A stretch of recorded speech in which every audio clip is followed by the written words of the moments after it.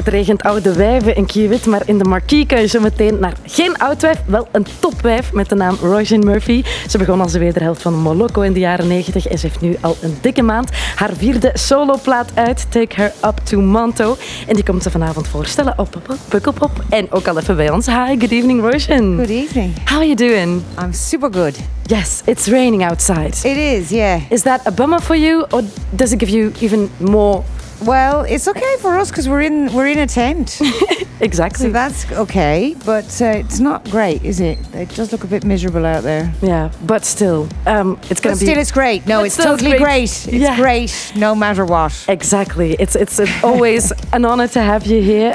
In an interview, you said once, I have to be slightly out of my comfort zone when I'm doing something. You said that about the music that you make. Does that apply to concerts and shows as well? Yeah, well, concerts, that's by default. You're out of your comfort zone, you know. It's anything can happen, especially with our shows, especially with this show. It's a mad mess of a show, you know. It's really, it can go all sorts of directions and things happen every night differently. Okay. What's the craziest direction that it took so far? They're all crazy, pretty crazy, really. Because the components are fairly crazy and the people are kind of crazy, I think. Yeah. It's a crazy record as well that you've made. It's true, no? It's Take Her Up to Monto. You described it as the problem child compared to Hellas Toys. Yep. It's very experimental, but maybe for the people that haven't heard it already, how would you describe it aside from crazy? I don't really know how to describe any of my records, honestly. I'm not so great at describing my own music, but it's but all these records, you know, the 3 records I'd say. One is Mi Senti, is an Italian language record. Another one is Hairless Toys, and then this one. The 3 of them belong together because they were all worked on with Eddie Stevens. And the component there is really 2 people who know each other extremely well. People know him here in Belgium because he's always played with me live, and he's always been my musical director. And you know, we've been on stages all over the world together, and we know each other musically extremely well, you know. Yeah. And so we allowed ourselves to go in all sorts of directions musically, you know. But I think there's a sort of an emotion there that people recognise from my records. Do you know, an emotion somehow about that's a complicated kind of an emotion that you can do through disco quite easily, you know, that you can do that up and down emotion, you can do that, you know, melancholy, but upwards melancholy. Upwards melancholy. I think that's a very good description, actually, for somebody who says that she can't describe in a nutshell. Come on, in a nutshell, exactly.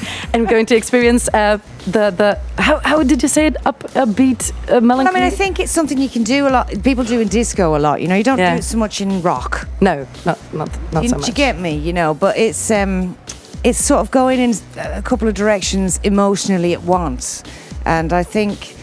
Well, that's quite reflective of being a human being, isn't it? I mean, most people are like that. They're not just one thing. They're not even just feeling one thing. They're not even just thinking, having one opinion, you know, about something.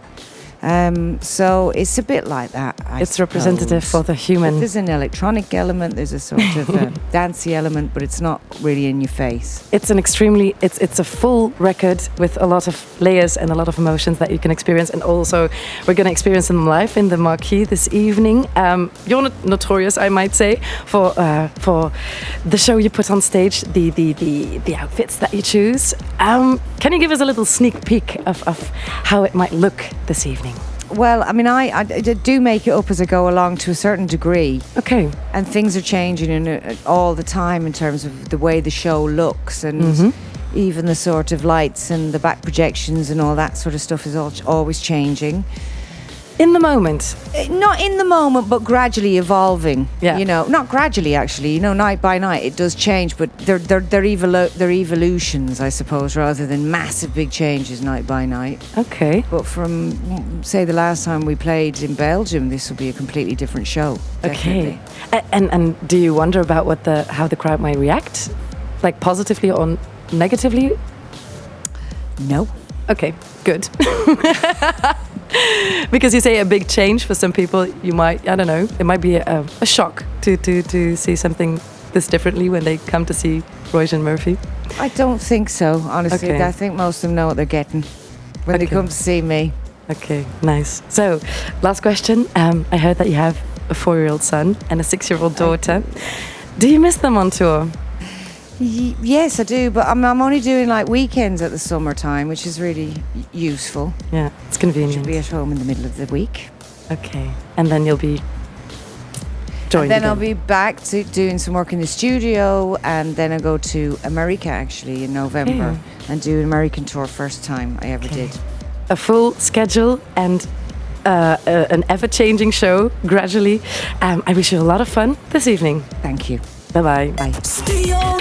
Brussel. Op Pukkelpop.